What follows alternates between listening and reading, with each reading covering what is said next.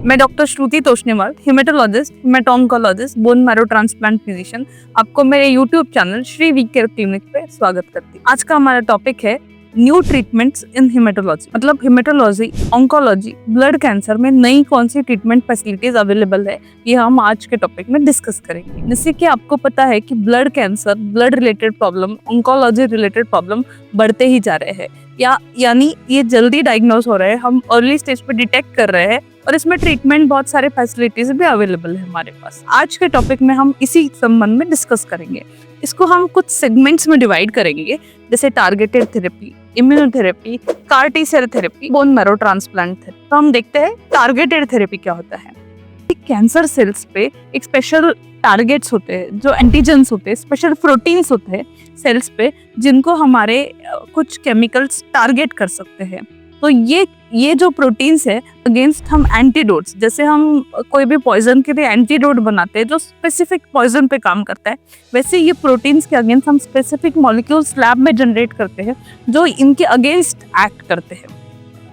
अब इसके एग्जांपल्स मैं आपको बताऊं ये कैसे काम करते हैं। तो क्या करते हैं, ये कैंसर सेल्स को ही मारते हैं, आजू बाजू के सेल्स को नहीं मारते हैं। कोलैटरल डैमेज कम होते हैं, साइड इफेक्ट्स कम होता है, एफिकेसी बहुत ज़्यादा बढ़ जाती है। अगर आपने देखा होगा एक स्नाइपर कैसे एक टारगेट को आइडेंटिफाई करके शूट करता है, और उसके अलावा एक बॉम्ब कैसा बड़ा सा गड्ढा बना के कोलैटरल डैमेज करता है, तो कीमोथेरेपी बॉम्ब जैसे और स्नाइपर टारगेटेड थेरेपी जैसे है। तो हम इसके एग्जांपल्स देखेंगे। तो हमारे कुछ डिसीजेस है जिसको हम क्रॉनिक माइलॉइड ल्यूकेमिया बोलते हैं। 20 साल पहले इस डिसीज का बहुत ज़्यादा ट्रीटमेंट ऑप्शंस नहीं था, ये डिसीज बहुत ज़्यादा इनक्योरेबल टाइप ऑफ था।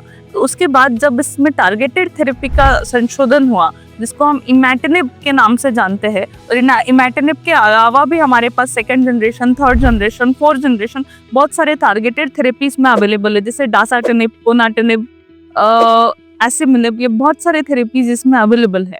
अब ये कैसे काम करते हैं, स्पेशल जो सेल्स में एक ही म्यूटेशन है उस पर काम करते हैं और सेल किलिंग बहुत ज़्यादा इफेक्टिव करते हैं। इसके यूज से हम ये थेरेपी ओपीडी बेसिस, सिर्फ गोलियों के द्वारा, जैसे आप बीपी, डायबिटीज, थायराइड, इसको जैसे गोलियों के माध्यम से ट्रीट करते हैं, वैसे इनको भी गोली देके ठीक कर सकते हैं और इनके patients almost near normal life span जीते हैं।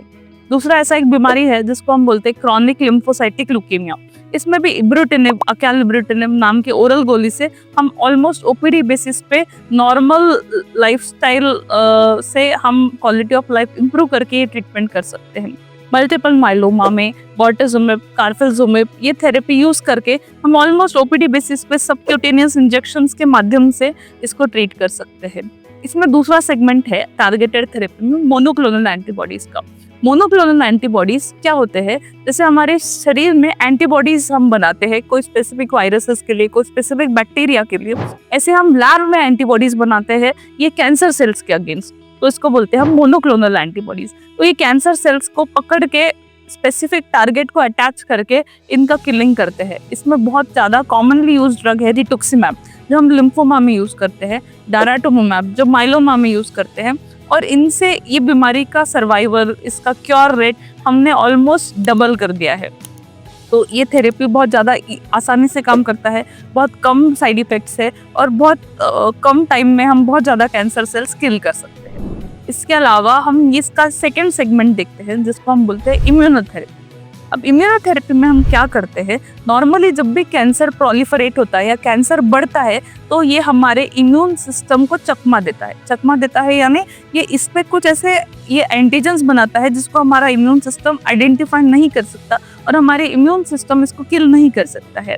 हम कुछ ड्रग्स हमने ऐसे बनाए हैं जैसे कि ये एंटीजेंस जो कैंसर सेल को प्रोटेक्ट करते हैं हमारे इम्यून सिस्टम से, वो एंटीजेंस को हम निकाल देते हैं और इम्यून सिस्टम के लिए ये ओपन कर देते हैं।